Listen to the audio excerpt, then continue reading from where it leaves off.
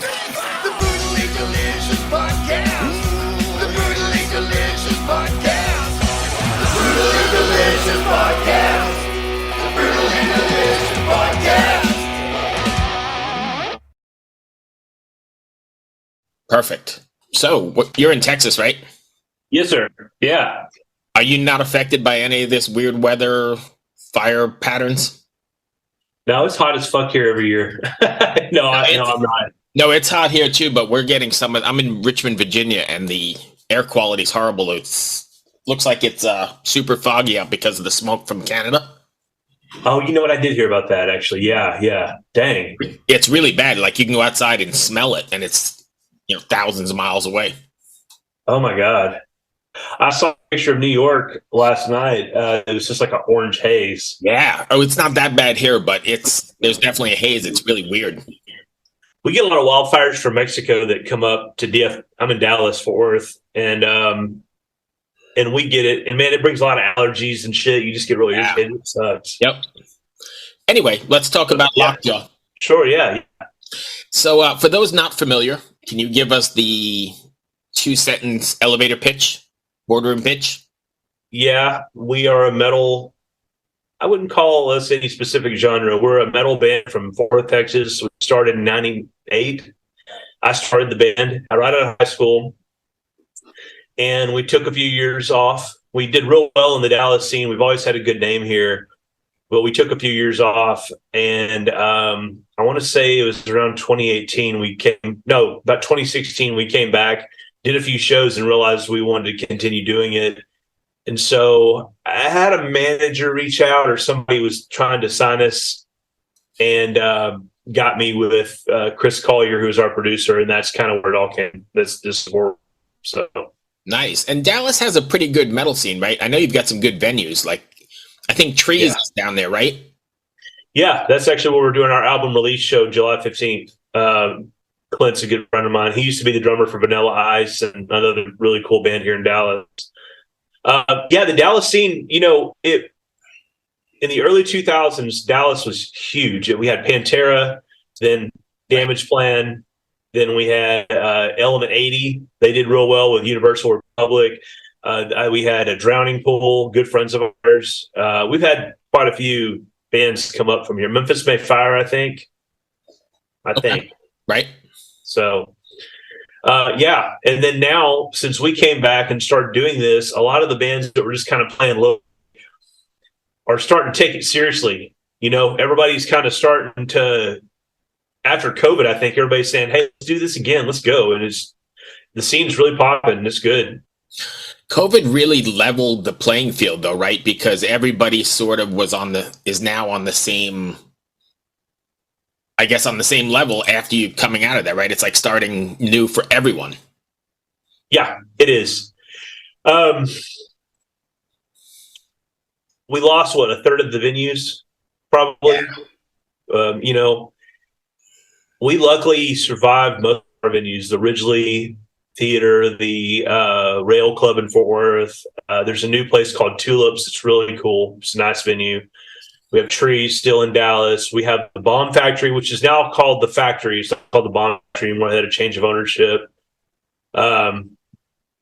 Deep Ellum was a community in Dallas that was really great for many years. I don't know if you ever went there or not. Yeah, I've been there a few times, yeah. Yeah. The scene isn't what it used to be. The scene used to be compacted to about 4 or 5 streets in Dallas called Deep Ellum Historic Arts District. And they had Trees, the Curtain Club, the Galaxy Club, Club Dada. I mean, there's all these in like 4 blocks. Right. And now it's basically just Trees in the Bomb Factory. And there's a smaller room at the Bomb Factory. It's called the room. I can't remember what it's called. It used to be Deep Ellum Live, but I can't remember what it's called now. I had some of the best barbecue in my life in Deep Ellum probably like 4 or 5 years ago. I can't think of the name of the place now, but Terry Black's is over there. They're real good. He's an awesome. They have like an outside patio area and really big inside. Yeah. Really good. Yeah. I'm pretty sure that's Terry Black's, where he has all the smokers sitting outside. Yeah. Propane tank. Yep. He's actually from Austin, and he's down in the downtown Austin. Man, amazing. And I didn't even know they had one in Dallas for a while because I don't go over there very often. Yeah, Fort Worth is about an hour away. That's where I'm at. right. So you guys have released a couple singles, but I Can't Escape is the one that I've been jamming. What's been the reaction to it so far? Great. They keep getting better. We're like in this new marketing world where like we're not on a label. So I started my own label for Lockjaw, and the first single was Silence the Fear. The second single was Living in My Head. The third single was Breaking Point, I think. And then Devil in Disguise was in there too. Then Breaking. So we were just doing singles just to really pump up our algorithm and really get things going. Right. And it's done a really good job for us. But I feel kind of like I'm wasting 4 or 5 songs almost by dumping them out. But we got with Sony Orchard and they're like, let's get the album out, then you guys can do some more singles, kind of mix it up, get you a catalog.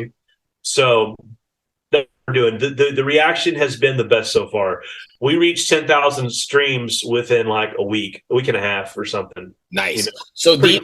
These singles are leading up to a full length?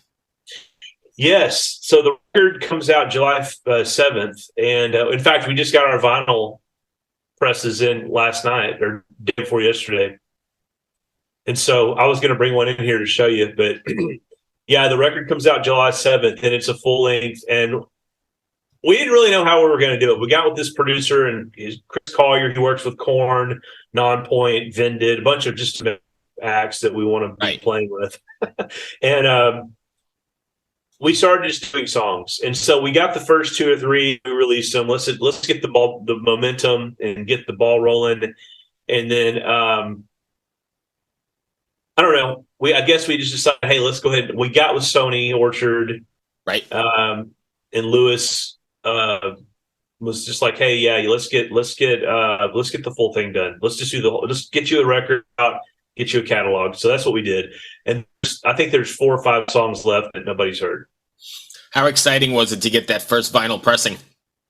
Oh my God, amazing! In fact. I had laid down. I was tired that day. I had a busy day, and I laid down at 8:30 or 9 o'clock. And my wife texted me. My wife was laying there, and she said, "Hey, Kim across the street just texted and said you have a ton of boxes on your front porch." I was like, "Dang it! I just got wound down. I was really like right there, ready to go to sleep." Right. And if I don't do that, I will not sleep for the whole night. And so, of course, I go try to open the door, and all the boxes are pushed up against the door. So I'm like having to finagle my way out of the door. Of course, you've got like hundreds of just records, Right. And so, of course, we got one out, and I was super excited and up all night. That's great. Did you play it a million times? I haven't played it yet. Oh, you're kidding. No. I just have been busy. Crap. We had the record come out. We got the record in. I've been designing stuff for the release. We've got a tour coming up with the boys in Ill Nino. I'm just got a million things going. So yeah, I'm gonna take a moment when there's nobody bugging me, and I'm gonna listen to the whole thing. Nice. That's funny you mentioned Ill Nino. I'm really good friends with and he's friends of the show, Marcus. Marco, sorry, yeah. Marco. Yeah. He's great. Yeah, I saw him the other night at the last show of the tour in Fort Worth, and he's a great front man. He's awesome. A lot of energy. Oh my God. I actually haven't seen him with Ill Nino. I saw him with Shattered Sun a bunch of times. Yeah. His previous band. How far is he from you? Like, I don't even know where Alice, Texas is, but where is he at? Alice? I don't know. Alice? Yeah, Alice. I have no idea. I feel like that's down San Antonio way. That's about 4 hours. But anyway, he's a nice guy. That'll be a good tour, right? Because they're really tearing it up. They're doing a great job. Dave Shivari, that kind of runs the show for that band. He's got his hands in so many things. He has his bus company. He like rents out tour buses to other bands, and which is cool because that provides their band tour buses. They're super expensive right now. And he's working every angle to make El Nino come back. And new metal's coming back. It was such a push right now that it's perfect time for them because that was right when they were in their heyday. Yes. So that's exciting. Yeah, that'll be a great tour then. You should get a good crowds. Yeah, I talked to him the other night, and there's some surprises that I don't know about yet that are coming. So we're just waiting for all the details. All I know is that we are allowed to say officially that we are going on tour with Ill Nino this summer to support our record, and it's our first tour like this. This is the first. We've done regional stuff here and there. We've gone to Florida and back, but this will be the first run for us, and we're really excited about it. Yeah, and they're great guys. Oh yeah, how do you prepare for a full length like that, or a more national sort of thing? The hardest part, believe it or not, was getting time off for guys in the band. Like, I'm a partner in a roofing operation here in Texas because we get a lot of hail, and I am the record label. I focus on pushing and funding the band and doing everything that needs to be done on the business side. But so I have a really open schedule to do what I need to do. But and two of my other guys work for themselves, which is great. But actually, three of my other guys work for themselves. But one of them, our bassist, works for a big telecommunications company, right? And he's subject to time off and things. So that was the hard part, finagling time to make sure that vacations. And I just figured for the first few years while we're developing and just trying to blow the band up, that we wouldn't be out for more than 2 or 3 weeks at a time anyway. And he was able to allocate that time. And as long as we're playing weekend runs in Texas and regionally, and we can save that vacation time for the longer stretches. For the long stretch. And we got opportunities. It hasn't announced yet, but we're playing a very, very notable festival in Mexico City in November. But that's all I can say. So things like that. Right. That's beautiful. Yeah. So it's just now starting. Things are happening. Last year we got to do the So What Music Fest, and they did it at the Texas Rangers Stadium. Oh, nice. They play, and it had like 6 stages, and gosh, it had Lorna Shore and Wage War and Hatebreed and a bunch of awesome bands. And we got to drop out keys with it. We got to meet a lot of cool bands, and that was a cool thing. And we sold so many tickets here in Dallas. We sold thousands of dollars in tickets that they put us for our stage. They put us as the headliner for our stage, like the last band. Nice. Right. Yeah, that was cool. And then we get to do a deal with 97.1 The Eagle, which was our radio station, no longer exists. I don't know why they do that, but we don't have a rock station in one of the biggest markets in the country, except for KNON, our friends at KNON, Reckless Rock Radio and Hard Time Radio, Thrash and Allen. But we don't have like a major active rock station. And so they got us on a show called The Freakers Ball, and Disturbed headlined, and we played at Dickies Arena. That was the first arena show we've ever done, and it was crazy because Live Nation brought us in and treated us like they gave us our own room. I mean, it was amazing. It was Disturbed, Drowning Pool, Asking Alexandria was supposed to be on, but they had to drop. Dorothy, New Year's Day, us, and it was amazing. That's great. Yeah. So when you guys are heading out on the road here, are you going to be playing stuff, revisiting stuff from the previous incarnation of the band, or is it all just like starting from 2016 or whatever you said and forward? That's interesting. That's a really good question. So greetings from Evergreen Podcasts. We're rolling out a listener survey, and we want to hear from you. The information in the survey will help us gather statistics and in turn make our shows more appealing to advertisers. I know most people don't like ads, but this is one of the only ways our shows make money and help keep their lights on. We promise it will only take a few minutes, but the impact on our podcasts will be tremendous. As a token of our appreciation, we'll randomly select one lucky participant each month to win an exclusive merchandise package from Evergreen Podcasts. Head to evergreenpodcast.com/listenersurvey to help a show and possibly get some free stuff for doing so. We can't thank you enough for the support. Now back to the show. It's hard because we've been a band for 23 years, right?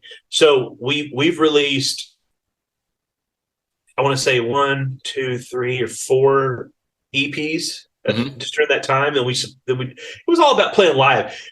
If my 44-year-old self could go back and talk to my 21-year-old self, I would say, go live in the studio and never come out until you have some seriously good material. we were all about playing live, and we would just go record some stuff so we could play live versus focusing all of our energy on recording and then supporting what we had, the masterpiece that we put out, Right. That's how we think now. So the way I see it, I actually had quite a bit of music on Spotify and on the DSPs, and I pulled them down because I talked to a manager guy, a label guy. They were helping consulting for us, kind of helping us kind of figure everything out. And I said, "What do you think?" And he said, "Pull it all down, start fresh, just show the world what you're made of now," because relatively nobody had heard it yet. The Dallas scene had heard it, but it didn't really matter. So when we go out on tour, we're going to get probably 25 minutes a night. We're going to play all new stuff. It's going to be new.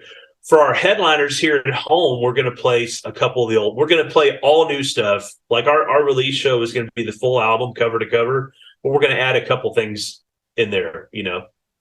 Okay, cool. Right, yeah. But mostly it's going to be brand new. Yeah. This stuff is superior to anything we've ever done, and having a producer like Chris, they call him the wizard for a reason. He's got an incredible eye, an incredible ear. He sits down and helps us work through the arrangements. He's a drummer first, so he has an incredible ear for arrangement. One day he'll be in the studio working with the Korn guys, and then the next day he'll be working with us. Right. That's to get that inspirational overflow. If Korn's just overflow, and dude, they're writing songs out there. They write constantly writing with them. So if I'm getting that creative overflow into this camp, I will take it. I'll take it. He's amazing. Oh, absolutely. And the experience and the knowledge they bring to the table is probably priceless. Oh my God. We were recording vocals on the last few tracks of the record. And he was like, "Hey man, I'm in Bakersfield, so I'm going to have to record from here." And I was like, "Where are you at?" He goes, "Oh, this is Korn studio." And I was like, "Oh my God," like we're on video like this. It was crazy. All right. So don't take this the wrong way because it's not meant to be. But so I'm in my 50s as well. You said you're 44 years old. Did you ever imagine, or what's it feel like to, I guess is a better way to phrase it, to do this at middle age or middle age or something like that? Does that make sense? It makes total sense. No, I love it. It's a great question. I embrace my age. I feel 25. I go to the gym every single day. I'm wearing my gym shirt right now. I get up in the morning. I eat carnivore, Whole Foods only. I go to the gym every day. I bust my ass. All of the guys in the band are like really busting their ass to be in shape and take care of themselves. I find Metallica, all the guys in Metallica, is huge inspirations to see them. Hetfield looks better now than he ever did. I was just telling my son that yesterday. I was like, man, I just saw him like backstage clips from the European tour, and he looks amazing. He looks relaxed. He looks like he's in such a great place, just smoking a cigar, hanging out. That's so dope. That is so inspirational. Good Hetfield. Say something. The light's going to kind of reflect on it, but you can kind of see that. Oh yeah, that was 2019. Look how much heavier he is right there. Yeah, that was before he went through this last stint of rehab. And him and I sat and talked. We were backstage doing the meet and greet thing, and we sat and talked about how inspirational it was that he had chose his family and chose, sobriety. And so I guess he had to check himself. I guess he slipped a little and said, "You know what? I got to go back to it." And, we're pretty much a sober household here. Me and my wife, we gave that up. That's an old life. So that, I think you're asking me, going back to the question, sorry, I get a little off. That's great. We meander often. Yeah. So taking care of our bodies, listening to our bodies, doing a hell of a lot more cardio than we used to, doing lots of hiking and stuff helps us in here. It helps us. And our singer, Joe, is hippie. He's crazy. He walks around barefooted constantly. He's like, in the video for I Can't Escape, he's walking around barefoot. He's running barefooted across that field. He's, Right. So we're all taking care of ourselves. We had a little in Vegas. We had a little scare. Our drummer Scott out, and we thought he had a heart attack. He's a big dude. He's like 6'3", 270. He's a big boy, and he to play that fast, you know. We got there. He fell out. We had to rush him to the hospital. We didn't get to play the show. It was a festival, Apocalypse in the Desert Festival. Right. We got him there. They said, well, you didn't have a heart attack, but we're going to keep you overnight, do testing. He gets back to Texas. We get him back. He's feeling terrible. He has a concussion from falling. He was out for a week. We missed a show. We had a whole April run plan, and we missed half of it, basically. Right. And so he ended up having an angiogram. They went in through his groin and came all the way up to his heart and figured out he did not have a heart attack or a blockage, but they feel like he definitely is on the edge of stress, like that stress heart attack. So he started losing weight, eating clean, taking care of his body. So I guess going back to your question, it is really important that we just take care of ourselves.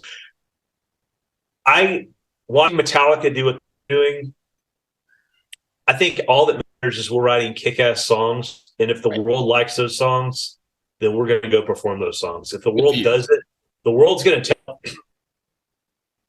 Consumption is going to tell us what to do.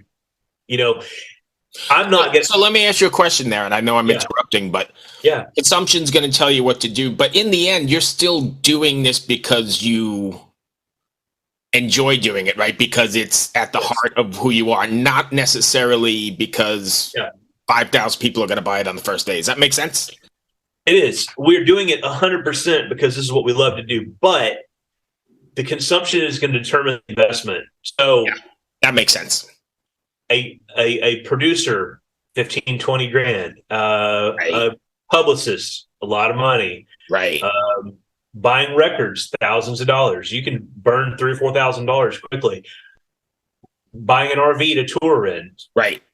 You know, all that stuff.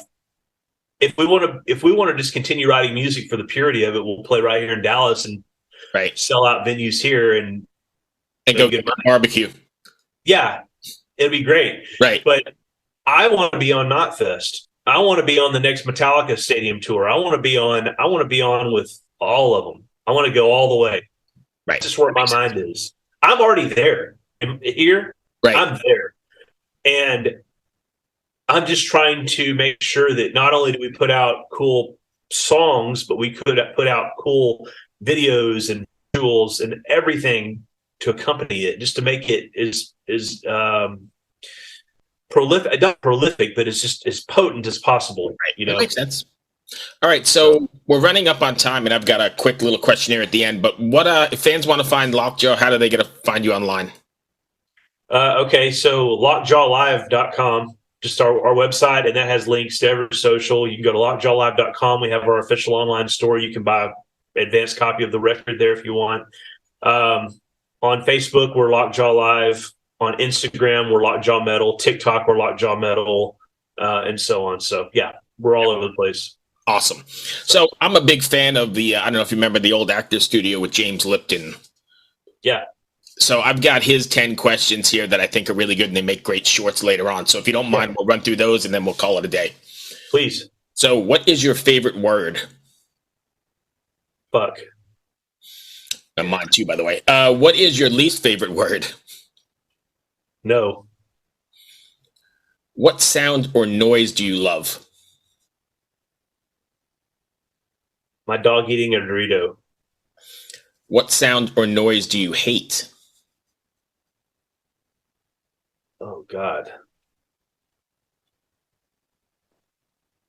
Well, I can tell you one thing. The toilet's running right now in the other room is pissing me off, so I hate that. Perfect. So the next one is going to be, what is your favorite curse word? But I think we just covered that in the other one. What profession would you like not to do? Oh, man. Plumbing. All right. And the last one then for you is, if heaven exists, what would you like to hear God say when you arrive at the pearly gates? Oh, man. Good job. Good job. Dude, you did it. You pushed it hard, you know. And I think heaven does exist, and I think I'm going to hear that. I hope. All right, and I lied to you. I missed one because I was just. Oh, go ahead. Go ahead. What turns you on creatively, spiritually, or emotionally? Other creative people, other creative people. Hang on one second. Yeah. My wife. Other creative people that are, people that are inspired and feel that their existence is bigger than themselves. That I think that is the most attractive thing about humans. Is I hate seeing people. Can I elaborate on this just a little bit? Yeah, you sure can. We got about 3 minutes. Okay. A lot of this record is about silencing the voice of fear. Look out for the devil in disguise, people that are soothsayers that are going to bring you in and help you. I Can't Escape is about escaping your addiction, and it has a lot to do with mental health. Living in My Head is mental health. So all these songs are about real things that I think people could really connect to right now in the age that we're in after post-COVID, whatever the fuck is going on, Right. all of those things. So that's what this is all about. And so people that are, it doesn't matter what they're doing. If they're a plumber or a roofer, or they're just a student or whatever, seeing people that are inspired, seeing people be creative with what they have been given, their talents, it doesn't matter at what level. I love that. That's exciting to me. I'm teaching my kids how to play my kid played the Master of Puppets the other day on the guitar. It blew me away, Right. My kid comes in here and gets on the drums, They have all this at their fingertips right here. So just to see them just have that spark, and they're inspired by me at 44 doing what I'm doing. Right. So that I think that's the answer, long form. No, that's beautiful.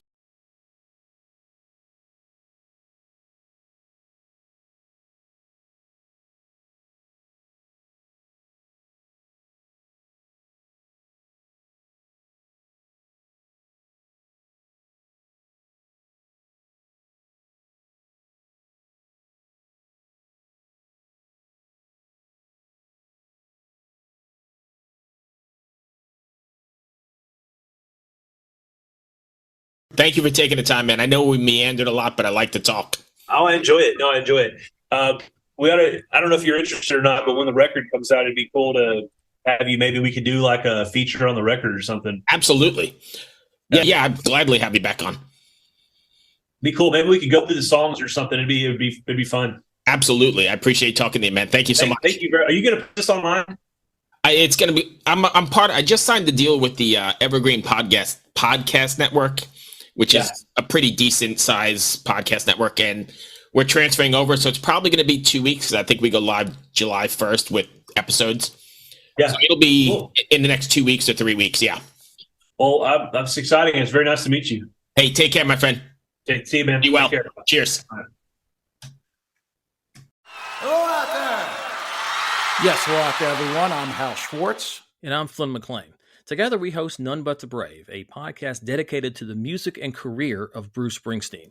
Bruce and E Street Band are on tour right now for the first time in 6 years, and we're taking a detailed look at what's happening on stage in our bi-weekly episodes. We've also been recently joined by some very exciting guests, including rock journalist Warren Zanes and Stephen Hayden, Backstreet's Magazine founder Charles Cross, and Barstool's Kirk Minahan. If you're a diehard Springsteen fan, this is the show for you. So please subscribe to None But the Brave on your favorite podcasting platform, and we hope to see you further on up the road. Thank you so much. We'll be seeing you.